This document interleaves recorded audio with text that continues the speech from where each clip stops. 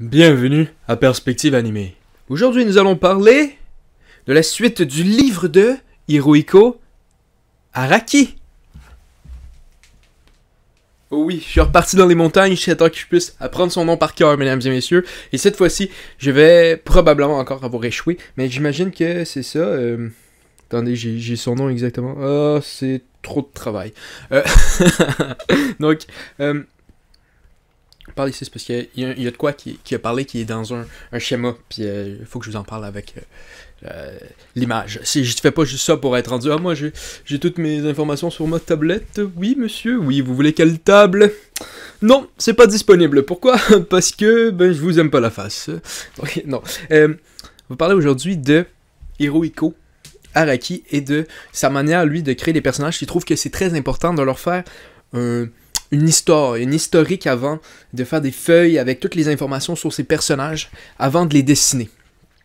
Donc lui, il trouve ça très important pour le faire. À ça, juste avant d'en parler plus souvent, je veux juste mettre une emphase sur quelque chose, parce que je pense que certaines personnes que j'ai rencontrées dans la vie vont entendre ça, vont dire « Ah, mais moi, je ferais pas ça, une feuille pour parler des personnages, donc ça vaut pas la peine de le faire, je suis une merde. » Donc, ça, je veux juste dire, il y a plusieurs manières de travailler. Il y a du monde qui sont autant des bonnes personnes en termes d'histoire que Hirohiko, qui font pas nécessairement ça. Ils font d'autres manières de créer des bons personnages qui ont leur raison d'être dans une histoire, qui sont claires. C'est ça l'important, c'est qu'on puisse comprendre c'est quoi cette personne-là. Faut pas qu'il y ait nécessairement d'ambiguïté dans un personnage, parce que sinon c'est un peu bizarre, tu sais. Parce que tu veux pas perdre du temps à ce que le monde essaie de comprendre le personnage, parce que le personnage a un rôle à jouer dans ton histoire, faut qu'on le comprenne, tu sais. Donc moi je dirais juste, découragez-vous pas, c'est pas nécessairement de quoi pour vous, cette manière-là de faire, parce que c'est une manière parmi tant d'autres. L'important, c'est d'avoir des personnages qui sont très clairs, qui servent l'histoire, qui tout le monde comprend sont qui en les voyant, un peu pareil. Donc ça, je pense que c'est l'important. De la manière que quelqu'un y arrive, c'est pas le plus important. Donc je veux juste clarifier ça. C'est lui il dit sa technique à lui, c'est ça le livre. Donc lui, c'est pas à sa place à vous dire ça. Moi, je vous le dis. Ça veut pas dire que parce que vous faites pas ça, que ça n'a pas de l'allure, ok? Donc bref, lui, il dit qu'il fait des résumés de personnages, des feuilles avec plein d'informations. Il dit jusqu'à 60 informations sur chaque personnage pour vraiment, lui, avoir une idée de c'est qui le personnage, de pas avoir d'inconsistance dans ce qui se passe. C'est ça qu'il fait. Lui, il dit que c'est aussi important, tu sais, mettons que tu présentes ça à ton éditeur, puis ton éditeur, il dit « Mais je comprends pas » ou il y a une vision vraiment différente du personnage. Puis ça, c'est vrai dans un peu tout ce qui est de l'art, ou peu importe. Si les personnes comprennent mal un peu ce qui est dit, ce qui est écrit, de la manière que c'est présenté, souvent le problème, c'est pas eux. C'est pas eux qui sont pas assez intelligents, c'est l'auteur qui a pas bien communiqué ce qu'il avait à dire. Donc si quelqu'un voit un personnage d'une autre manière que toi, mais plus souvent qu'autrement, ça veut dire que ton personnage est mal montré par rapport à ce que tu veux montrer. Donc c'est ça un peu qu'il dit. Puis moi je pense qu'il y a 100% raison là-dessus. Par contre, si tu fais ton personnage, 7 milliards de personnes le comprennent sur le film, ben là c'est cette personne-là. Mais si on t'entend dire, quand tu montes ton éditeur, c'est probablement peut-être la première personne qui l'a vu. Ils ont souvent une compréhension des choses, ça se peut qu'ils comprennent pas. Mais il y a toujours un instinct. Si tu dis non, je pense que ça a de l'allure, tu montes à quelqu'un d'autre, l'autre personne comprend, ça se peut que ce soit cette personne-là, mais je dis juste, dans la plupart du temps, ça va être juste mal expliqué. Donc, on va passer à lui. Vraiment, c'est quoi qu'il y a comme fiche, parce qu'il y a ici, dans son livre, il a mis un petit truc ici, il a tout décrit. Donc, attendez un peu, c'est en anglais. Le livre, donc je vais vous traduire comme en différé, non. C'est parce que j'essaie de trouver en live, en direct. Exactement, c'est tout ce qui est écrit. Donc lui, il dit, c'est l'histoire, l'historique des personnages. Donc, il dit, premièrement, tu marques le nom. Il met le nom ici, ok?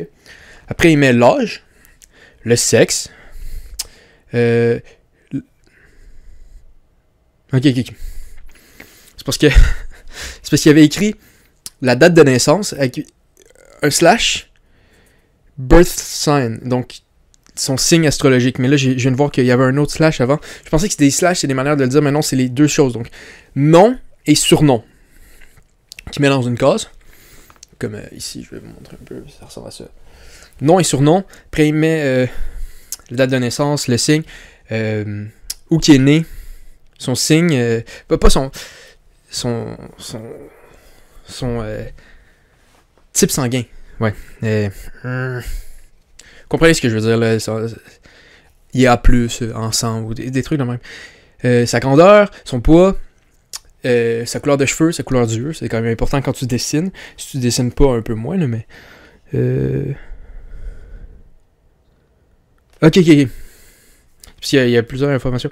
Est-ce qu'il voit bien? Est-ce qu'il y a des problèmes de vue? Est-ce qu'il y a des problèmes de lunettes? Ça fait du sens que tu l'écrives et que tu puisses bien le dire. Mettons que ton personnage il a de la misère à voir de loin, mais il faut que tu t'en rappelles pour pas qu'il puisse être le premier qui voit, mettons, un ennemi qui arrive de loin. Donc, c'est une bonne chose, je pense, à marquer. Une NS, la main que tu utilises, et ça aussi, c'est très important dans un manga pour pas qu'il y ait de... sa manière de parler, aigu, pas aigu... ses maladies, les... Je suis désolé. Et traduire en live, on dirait des fois, j'ai pas exactement le mot pour surgeries. C'est le docteur qui était... Une opération, ok, une opération. Des dommages à la peau, des coupures, des brûlures, des marques de naissance, des tatous de marquer aussi pour que tu puisses le savoir. Tu le fais à la vision.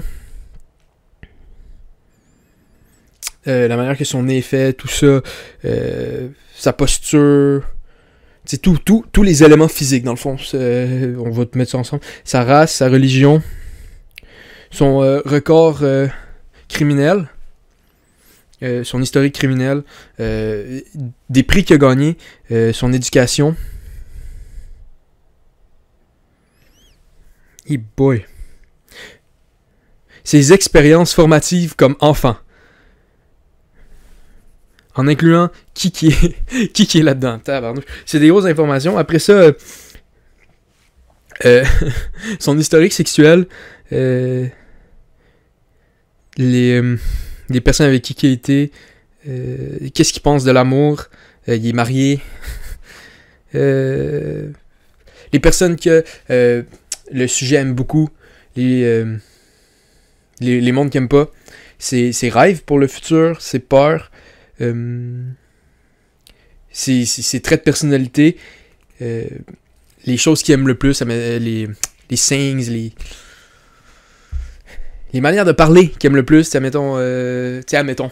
Il aime-tu bien dire admettons? Okay. Ses habitudes, c'est la manière d'être dans une relation, sa relation avec sa famille, ses problèmes de relation. Excuse-moi, il y a une autre page de ça. Il est où à l'emploi? Il est à quelle école? Son statut économique? Y a-tu des animaux? Des plantes? C'est quoi sa personnalité? Y a-tu content? Ok, là, il met plusieurs trucs, puis je pense qu'il faut que tu... Ok. Faut que tu prennes un des deux, je pense. Y es-tu enjoué ou pas enjoué? Y es-tu drôle ou il est violent? Y es-tu actif? Y es-tu sociable? Y es-tu intellectuel? Y es-tu vertueux? Y es-tu expressif? C'est quoi ses faiblesses? Ses peurs? C'est très pas usuel. Après, il met... je sais pas si vous pouvez voir, là, il y a comme une petite barre. En tout cas, il dit... qu'est-ce qui est distinctif à propos de cette personne-là? Pour qu'on soit vraiment capable de le voir d'un coup. Donc, je pense que... c'est quoi sa manière de se battre? Tous ces genres de trucs-là. Je pense que...